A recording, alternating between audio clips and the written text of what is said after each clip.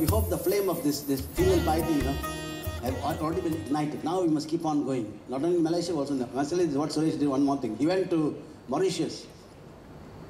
In Mauritius, he launched a many program. He launched the Hope Agenda also. In Mauritius, you know what happened now? They built now Hope Monument. Maybe he'll flash it the screen later. Hope Monument, a statue, They built a big fort, not his picture, but one day they will, but time being not yet.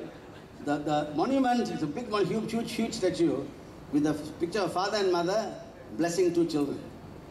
Under that it says hope. Honor our parents every day. Then he says, the message is what? No, seek your parents' blessing, whatever you do in life. That's the message we're giving now to Mauritius. Can you imagine? Well done, Suresh.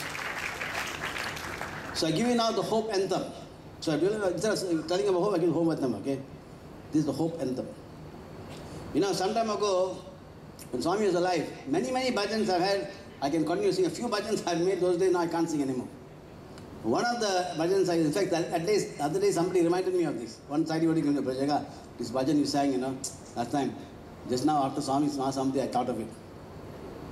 All of you know the bhajan I used to sing, Don't cry for him when he's gone.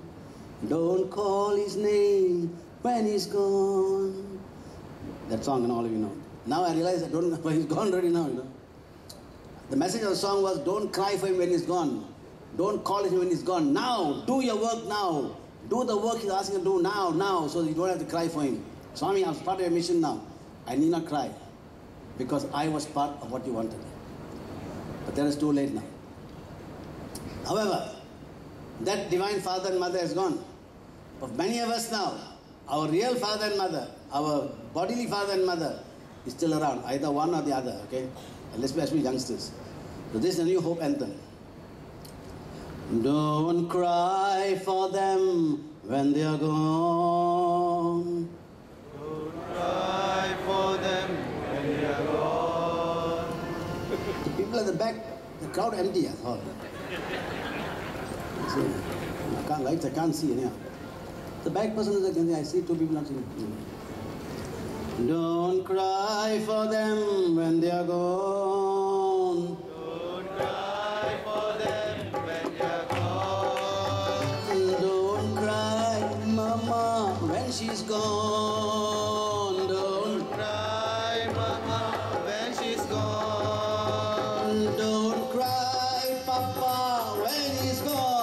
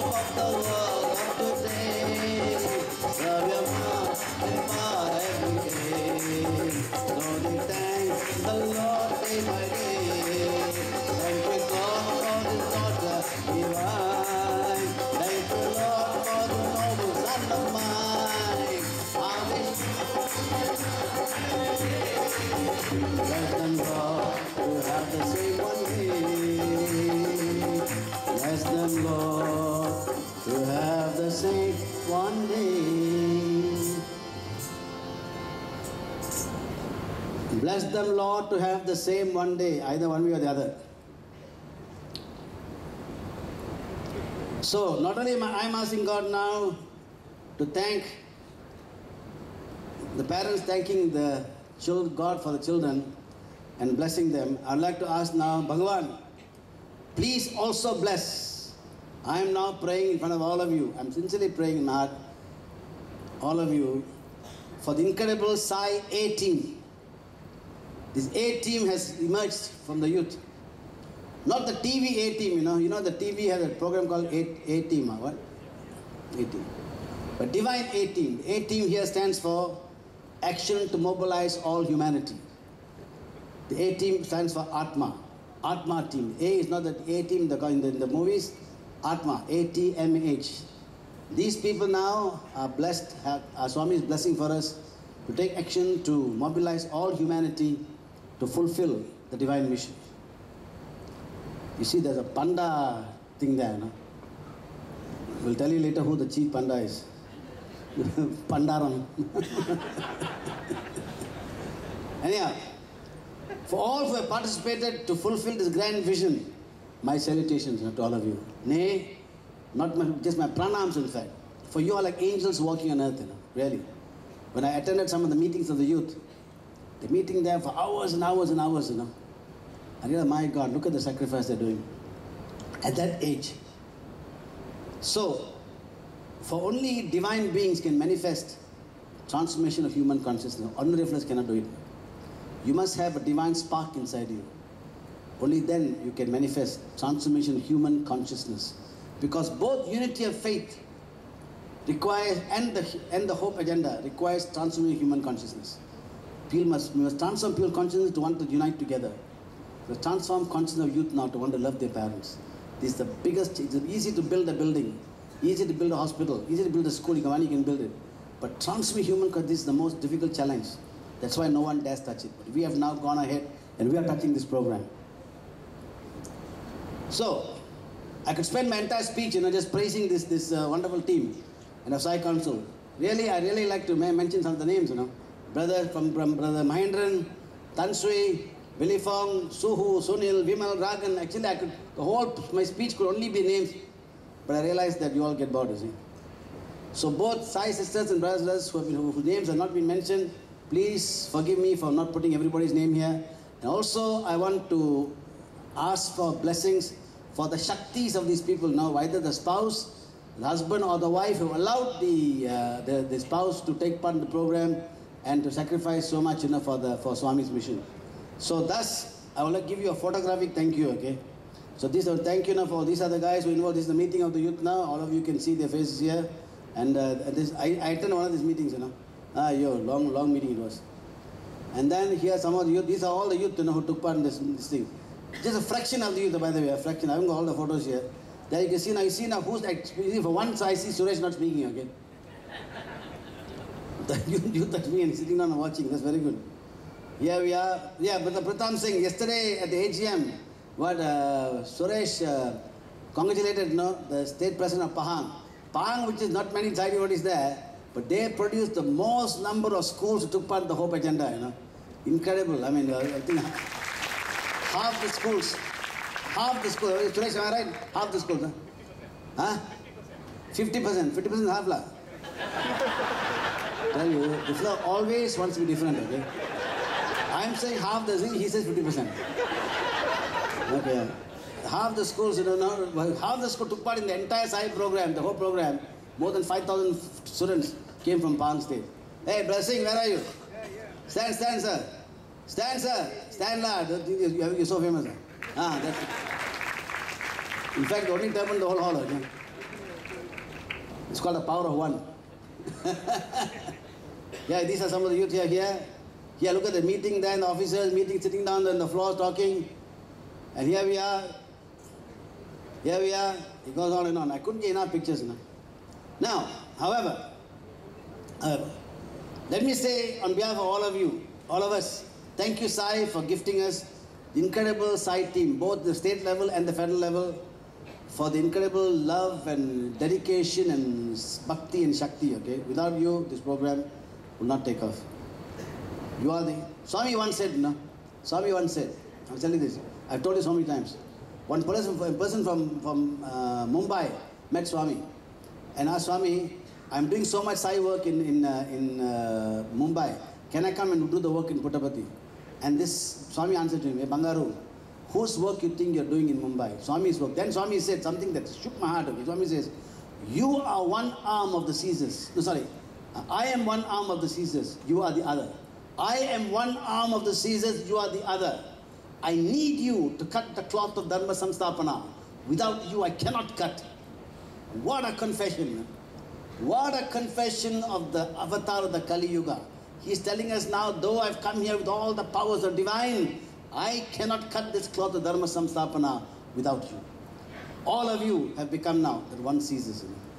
Many are sitting down here, and all of you after the convention will dedicate to become the other arm of the divine Caesars.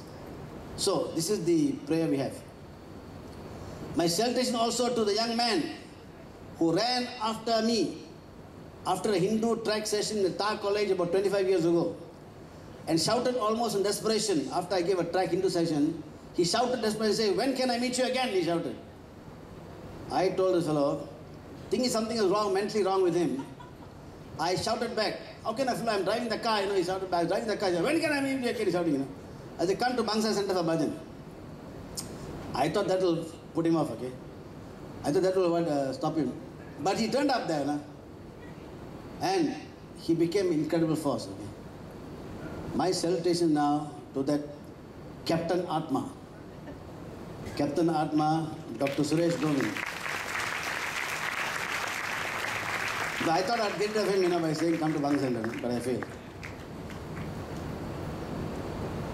That's him. Many, many years ago. You can see a young Billy Fong also there, A few other guys, who are there. And that's him, the Swami. Some of the people there are no more active with us, many it doesn't matter. So what shall I do now? I'm not going to talk about things, what shall I do? I would like to spend the rest of my time available for me to remind ourselves of some of the teachings of Sai, which he has offered to us, but many of us have ignored or having heard, have forgotten. All of us know love all, so all. Help ever, hurt never. Dear devotee, Swami has said much more than that, okay? What is it now? Yesterday, I've rarely, if ever, written a speech in full in my life.